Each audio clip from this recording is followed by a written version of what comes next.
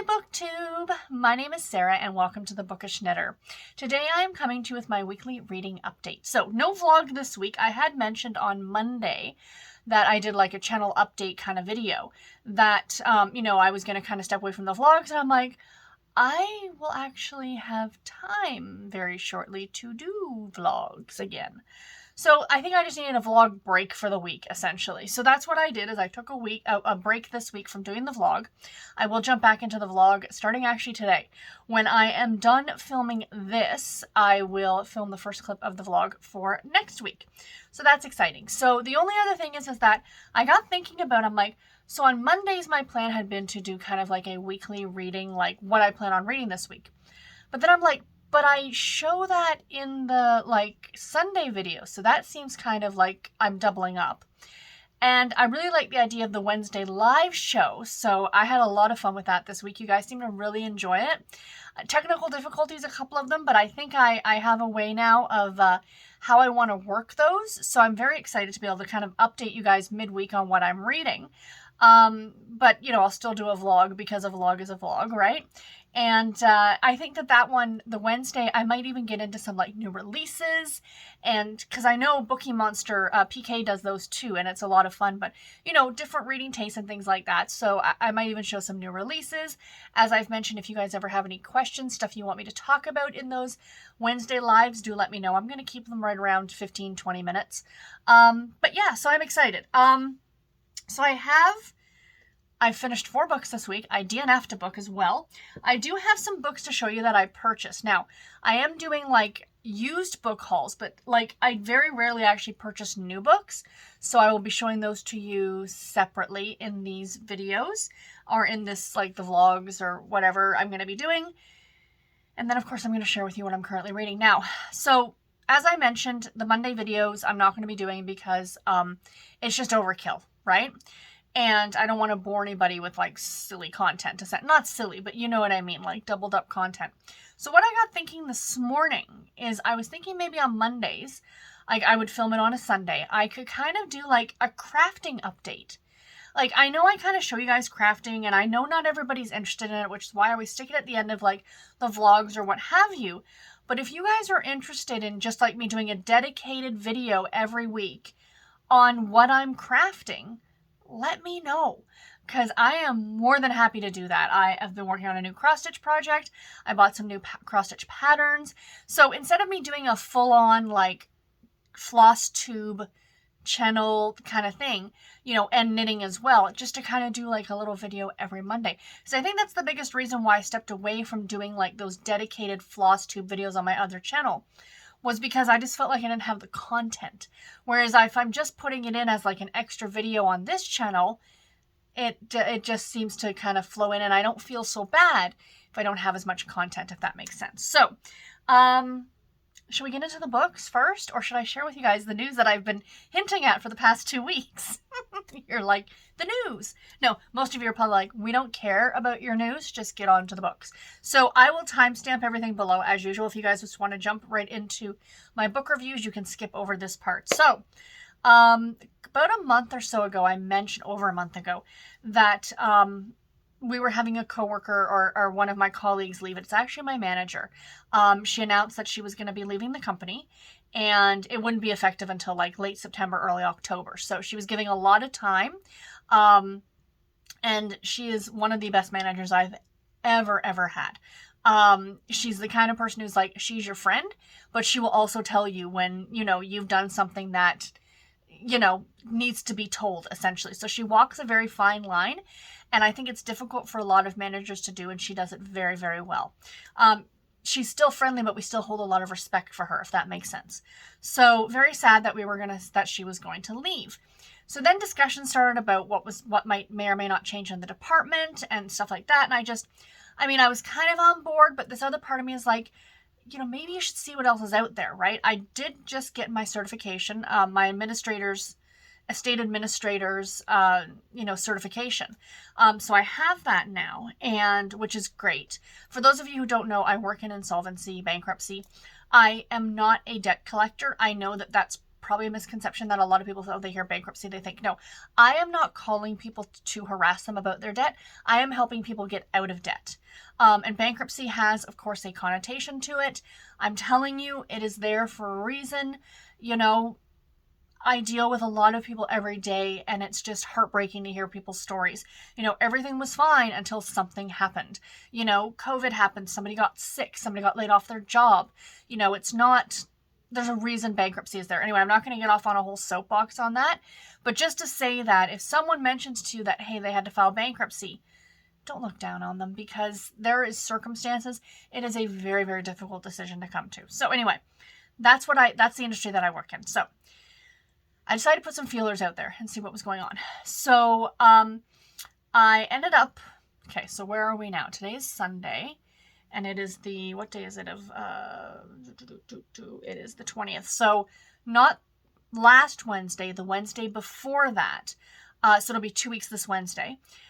This coming Wednesday, I had an interview with a company and who do the same things that we do. They're also licensed insolvency trustees. And I had an interview with this woman over Zoom, and she was fabulous. And it was 15 minutes, and I was hired for a new job, essentially. So yeah, I have a new job. I am going to a different company. I'm doing something similar to what I'm doing now, but the job I do now is almost like 2 jobs into one, and it's very stressful. Like that's part of the reason why I haven't been reading as much and all. It's like, especially because we're getting a lot busier. Interest rates have gone up. You know, when things like that happen, the industry tends to get busier. And I'm doing essentially 2 jobs in one. I am not only interviewing and talking to the clients and quoting them how much bankruptcy or consumer proposals are going to cost them, but I'm also doing like the admin work on the other side of gathering all the documents and, you know, booking the sign up with the trustee. And it doesn't sound, but it is a lot when I'm dealing with 20 or 30 clients at a time. It can be a lot. And then you're also constantly getting new appointments to talk to people, right? So it's becoming a little bit stressful. The other big thing for me was my hours. If you guys know, if you've been watching me for a while, I used to be 11 to 7 Monday through Friday. And then my manager, who's, again, super awesome, was able to back me off on a number of days. So now it was only Monday, Tuesday. But I can't do the 7 o'clock anymore, you guys. I'm tired. I get up super early in the morning because my husband gets up early in the morning, and I've been asking and asking and asking and asking, and they just would not, we couldn't come to any sort of agreement on how the hours were going to work. So this new company, I have been offered a regular 9 to 5 job. Also, I will be doing only half of what I was doing before. I will no longer be the first point of contact for clients. There is someone else who does that. And so she'll be doing the interviewing, she'll be doing the quoting, she'll be doing all the things. And then pretty much she hands the file to me to follow up and get the documents, get the passport, get the identification, get the pay stub, set up the appointment to talk to the trustee, do all the follow-up, do the entry of the file into our system. So I'm only doing now the admin part of it, which is fabulous. I do really enjoy doing administration. I really do. I know it's not everybody's cup of tea, but it's definitely mine. And it's actually a bit better pay, you guys. And I have an extra week of vacation every year. So it was, to quote The Godfather, it was an offer I couldn't refuse. I'm super excited. But the only reason I couldn't say anything is because I don't know if any of my coworkers actually watch these videos. And we didn't tell them until this Thursday that just passed. So yeah, it was a little bit difficult because I wanted to tell them, but I couldn't say anything. I was asked not to say anything until I guess they worked out some other things because, so anyway, they're super happy for me. I'm super happy about it. I have another 2 weeks where I am now. So I have this whole week coming up and the week after, but up until the Thursday, I'm actually off on the Friday, and it's a long weekend. It's a Labor Day long weekend. So I'm off on the Friday. I have the Saturday, Sunday, and the Monday off. And then I start at my new job on the Tuesday. So I'm super, super excited, you guys. It's going to be a big change. It doesn't seem like it's a big change, but it is going to be a big change. My stress level is going to come way down because I'm not going to have to worry about trying to juggle all these different things. My hours are better. Unfortunately, and I know for a lot of you, this is I wouldn't do that. It's fully working in an office. So I do have to go into the office every day. I did ask, what if it's inclement weather? We do live in Canada, or if I get sick. And she's like, don't worry, We will provide you with a laptop if that's the situation. So if I need to, I can work from home. But in general, I'm in the office. And I know a lot of people are like, oh no, they want to work from home. I'm one of those weird people who likes going into the office. I've mentioned this before. I like the transition from home to work. I like having that, time to prepare myself for the day on my drive to work and to detox on the way home. So, instead of just being done, you know what I mean? Like, it's nice every now and then, but when we were off for COVID and we were working a lot from home, I didn't particularly love it, to be completely honest. So anyway, that's my good news. Thank you guys so much. I'm super stoked. Like I said, I feel like I'm going to have more time, even though my hours are the same in terms of the amount of hours I'm working. I still think like only working till 5. And yes, I do still have to drive home from the city. I'll be getting home at 6, but it's still better than finishing work at 7 and then not having dinner till 8 and then having to go to bed at 9. Does that make sense? Like, at least this way I can, drive home at 5, dinner's ready at 6, and then I still have a couple of hours, 2 or 3 hours to relax. It's just more of a normal shift. And the fact that I'm not jumping all over the place with shifts. Like on Monday, Tuesday, I worked 11 till 7. On Wednesdays, I worked 8 until 4. And then on Thursdays and Fridays, I was 9 to 5. Like, my body, at least. I know a lot of people that they wouldn't have a problem with that. But for me, I thrive on consistency. And the fact that it was all over the map was difficult. So I'm looking forward to a regular kind of 9 to 5, literally. So yeah. Anyway, guys, cheers. So yay, I got a Starbucks tea this morning. This is not a venti coffee, don't freak out. Let's get into the books that I finished this week, you guys. So the first book that I finished this week was Phantom Evil by Heather Graham. I gave this book 5 stars. It is the first book, of course, in the Crew of Hunters series. I'm doing a reread of this series. I did listen to it on audio. It was narrated by Jeffrey Cummings, and this is the only one, I think, narrated by him. I was surprised at first because I'm so used to Luke Daniels narrating the Crew of Hunters books. I know in newer books he doesn't. It's some guy named Peter or something, I think. But Luke Daniels has done the bulk of the Crew of Hunters books. So it was very weird having a different narrator. But, I mean, this guy did pretty good. So this is, like I said, the first book in the Crew of Hunters series. This is an absolute favorite read for me. Pardon me, it is a reread. I gave it 5 stars mainly because it's the first in the series and I absolutely love this series. So the Crew of Hunters series, you've probably heard me talk about it before if you have been watching my channel, but it is about a group of paranormal investigators who, I always like to say, think the X-Files, but with ghosts instead of aliens. And in this first book, they have been called to New Orleans to investigate a woman's death. They don't know whether she committed suicide or whether she was pushed off a balcony. Her husband claims it was ghosts that did it. So the Crew of Hunters come in and they, are investigating this. There is, of course, a romance because this is a paranormal romance between Angela and Jackson. They are two of the main characters in this. There are 3 other characters in this book. There is Jake, Will, and Whitney. And those 3 characters are going to have their own books later on. I think Jake's book is actually book 2. So, but Will and Whitney might not until later, show up in later books. So you kind of get like these groups of 5 or 6 Crew of Hunters groups. And then each of those people tend to get their own. There's over 30 books in this series now, you guys. I don't know if she's writing more. I know that there's some new ones that have come out. The Blackbird trilogy. And it's the Crew of Hunters, but it's international. So I don't remember where the first book takes place, but the second book takes place in London. And I showed you guys a copy last week, I think. I think it was actually on Wednesday when I did that Wednesday video. That it's like a Jack the Ripper-esque type of thing. So yeah, like 36 books in the Crew of Hunters. And now I think she's doing Offshot international books, which is very exciting. So yeah, anyway, I absolutely love this series so much. I'm a big fan of it. So I'm excited to jump back into my reread. I know Storm and her friend, Storm over at Storm Reads, I'll leave a link to her below. Her and her friend are up to book 4 or 5 now, I think. So I'm going to try and catch up. I'm actually hoping to get to another Crew of Hunters book this month, before the end of the month. So we shall see. So I finished that book. The next book that I finished was Love Changes by Barbara Bretton. I gave this book 3.5 stars. This is a Harlequin American romance. It's number 3, and it's from April of 1983. So this is the story of Stacy and Franco. So this one I actually found quite progressive, considering it was from 1983. So she is a computer programmer of sorts. So she works and runs this computer company with this older gentleman. I can't remember his name. Jake? His last name is Bradley. Bear with me. John. John. John. So she runs this company with this older gentleman named John, and he's old enough to be like her father, but they're very, very good friends. They have a great kind of working relationship.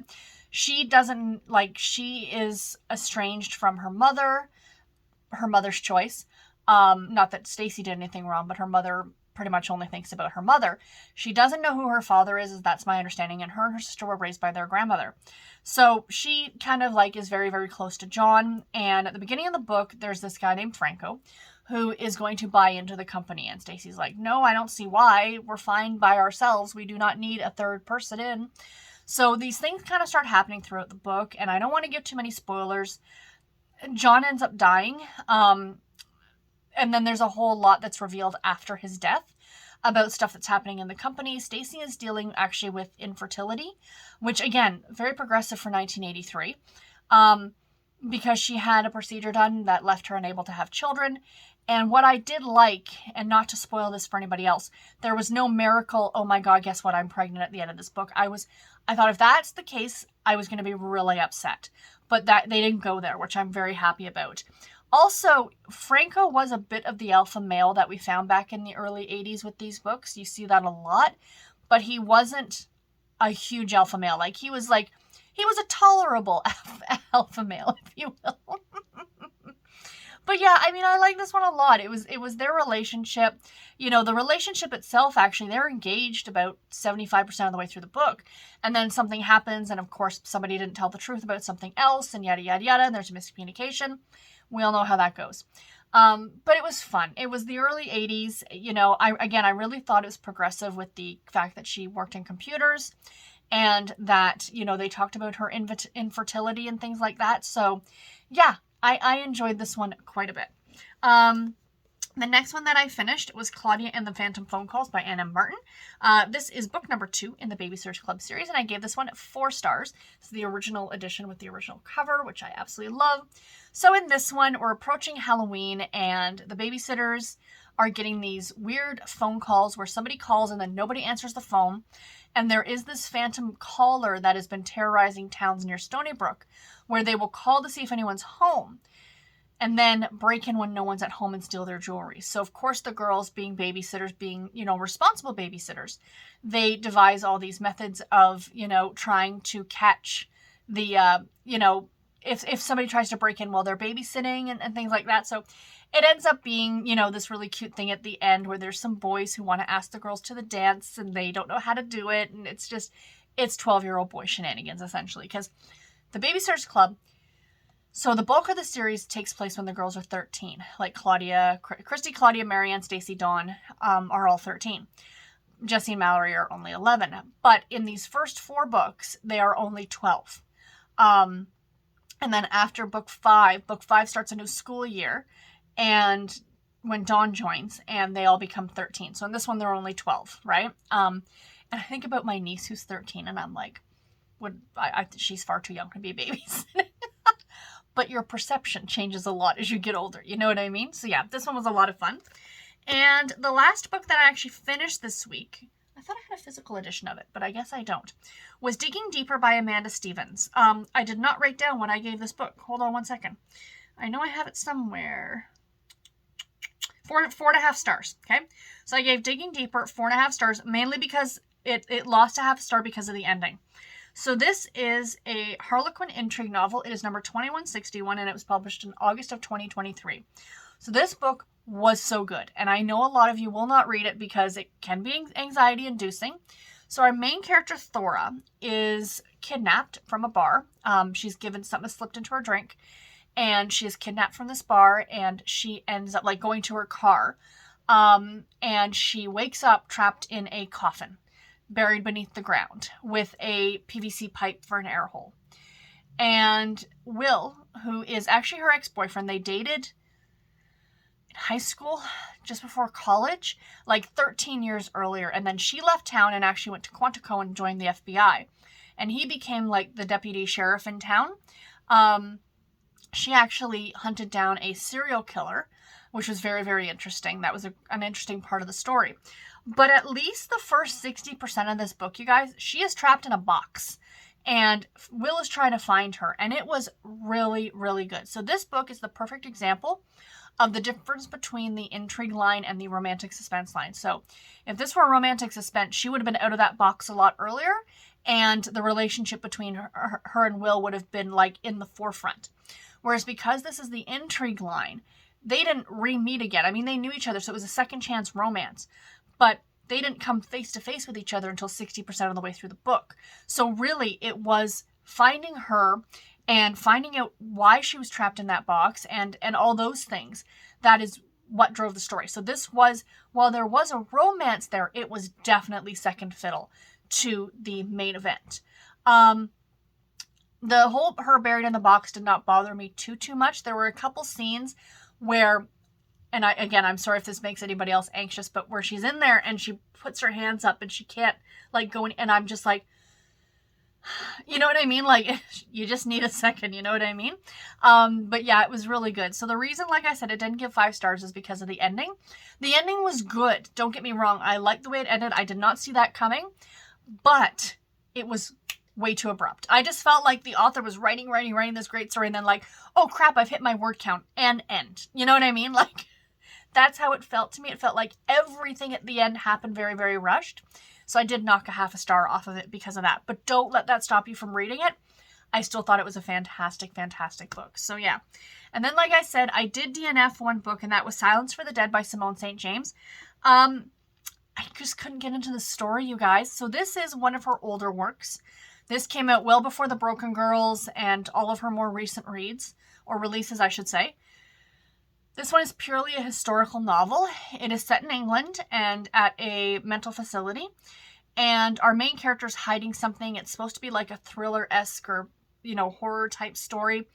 Guys, I just found I wasn't caring. I was about 30% of the way through the book and I'm like, I really just don't care. So I decided, you know what? I got other things I could be reading. And I decided to shelve this one. I don't have a copy of this. I borrowed it from my library, so I returned it. There was like 5 people waiting for the audiobook. So I returned it and let those people enjoy. I hope they like it better than I did. I'm definitely much more of a fan of her newer books. Like I said, The Broken Girls, The Sundown Motel, and the Cold Case Book of Cold Cases. Those books were really good. And in those ones, they go back and forth in time, which I really liked. Whereas this one totally stayed in the past. It was just after World War I. And again, I think it's like it was very much an unreliable narrator, which I mean she does have in all of her books. But yeah, I couldn't get into this one, so I just decided that's it. I'm gonna shelve it. So it is what it is. So anyway, guys, that is everything that I have read this week. Very, very happy. I finished 4 books and I've got 5 books on the go. Because that's a thing. So what am I currently reading, my friends? On audio. Talking about rereads. What's this one called? Beaches, Bungalows, and Burglaries, I think. The first by Tony Kappas in the Campers and Criminals Cozy Mystery series. I am about 70% of the way through this one. I have not gotten a lot of audio listening done this weekend. But it's Sunday. I plan on getting a lot done today. And yeah, so far I am really enjoying my reread of this one. I had forgotten because I read this one probably the first year that I did March Mystery Madness, which is going back a good 5 or 6 years ago, so it's been a while. I'm only ever actually read up to like book 7 or 8, so I've got a lot of catching up to do, but I do really like these ones on audio, and I am enjoying it. My weekly read, whatever print ebook you want to call it, I started last night, Goblins by Charles Grant. This is a novelization of the X-Files. It's not of a particular episode per se, but it is a novelization of, like, it's a TV tie-in, I guess you would call it. Using the characters from the show and, like, an entire separate case. I read this back when it came out in 1994, so I am looking forward to giving it a reread. And I just got the first chapter read before bed last night, so yeah, I hope to get a good bit of this read today. It's rather larger print, big wide margins. I should be able to get through this one relatively quickly, especially because I'm very, very familiar with the characters. That's the great thing about these TV tie-ins. You can kind of feel like you jump right into it. Be the same with Star Wars or Star Trek or anything like that. Like, you know these characters, so you don't need a whole lot of explanation generally. You know what I mean? So, yeah, so I'm reading that. And then I've got some Harlequin books on the go. I'm working on a box set right now, the first of a box set. And that is, I'll pop the cover up here, Miss Lottie's Christmas Protector by Sophia James. I am about 60-ish% of the way through this one. I'm enjoying it. It's a little slow moving, and I'm not finding it very Christmassy, to be completely honest. So it's about our main character named Lottie, Miss Lottie, obviously, who is working at this foundation in a rather dubious area in London. This is Victorian era, and one of the girls that goes to this foundation, it's for, less privileged people, to get people off the streets. She has gone missing, and it seems like she's been taken against her will, not against her will. We can't figure that out just yet. Anyway, Lottie, our main character, enlists the help of Mr. Jasper King to kind of help her find this girl again. So and it takes place over Christmas, which is why it's her Christmas Protector. But again, I'm not really finding it very Christmassy. I'll report back because I will get that one done this week for sure, if not in the next day or so. And I am starting to, I haven't started it yet, Old Dogs, New Truths by Tara Taylor Quinn. Another one of my Harlequin new releases. This is an August publication. This is, I think, the 9th book in the Sierra's web series. I've read some of the other books in this series, but not all of them, but I'm still looking forward to this one. It's about a 4-legged matchmaker. So the dog is a matchmaker, and I am all about that. And I am also all about, of course, Tara Taylor Quinn's writing, because she is delightful. And then last but not least, my throwback book is right now Deadly Intent by Carolyn Keene. This is the second book in the Nancy Drew case file series.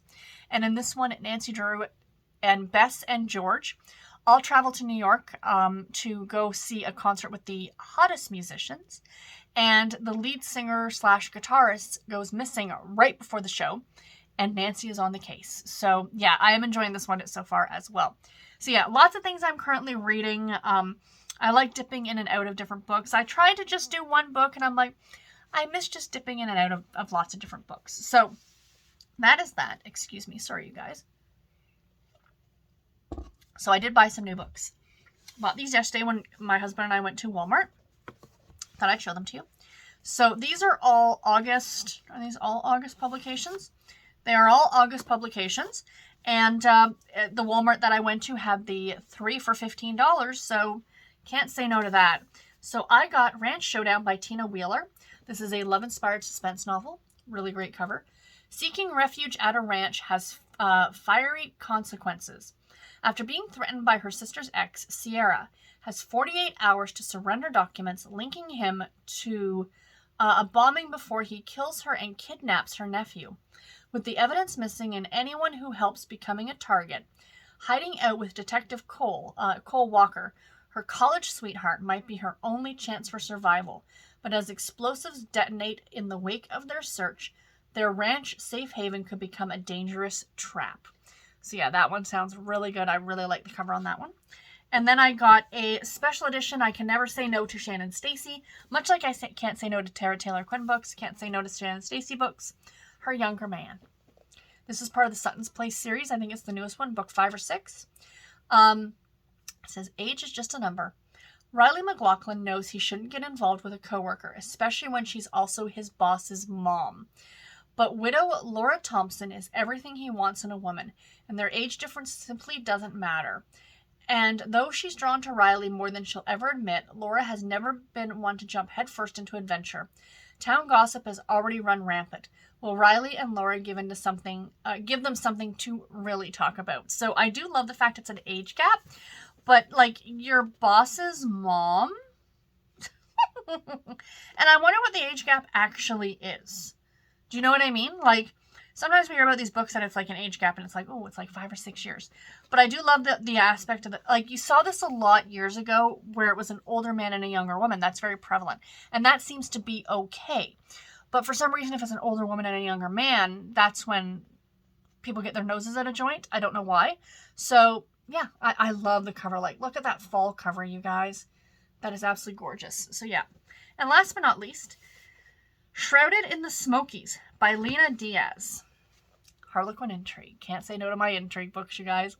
5 years ago, she went missing, presumed dead, but she's alive and in a killer's sights. Adam Trent just found out the woman whose life he saved in a shootout has been dead for 5 years. Chattanooga nurse Skylar Montgomery's case went cold after she disappeared. Now Skylar is ready to stop running, and she needs the widowed ex-cop to help her get her life back. As Skylar and Trent work together to smoke out a killer, mutual trust flares into deep attraction, but a deadly vendetta is about to bring a long-buried truth full circle. Wow.